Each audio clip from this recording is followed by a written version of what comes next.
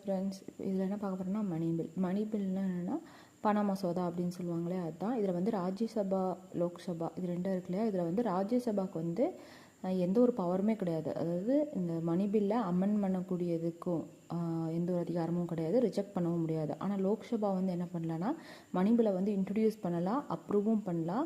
Approve பண்ணிட்டு ராஜ்யசபாவுக்கு வந்து அனுப்புவாங்க.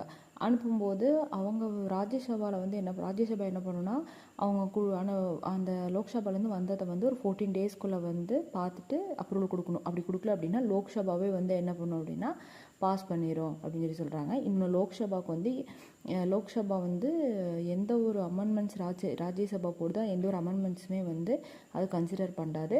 லோக்சபா அப்படிங்கிறது எல்லா ப்ரப்போஸை ரிஜெக்டும் பண்ணலாம், பாஸும் பண்ணலாம். இதுதான் வந்து மணி பில். கண்டிப்பாக ராஜ்யசபானால் அமெண்ட் பண்ணவும் முடியாது, ரிஜெக்ட் பண்ணவும் முடியாது அப்படின்னு சொல்லி சொல்கிறது. வந்து லோக்சபா மட்டும்தான் மணி பில்லை அமெண்ட் பண்ணவோ இல்லை ரிஜெக்ட் பண்ணவோ முடியும் அப்படின்னு சொல்கிறாங்க. அவ்வளோதான்.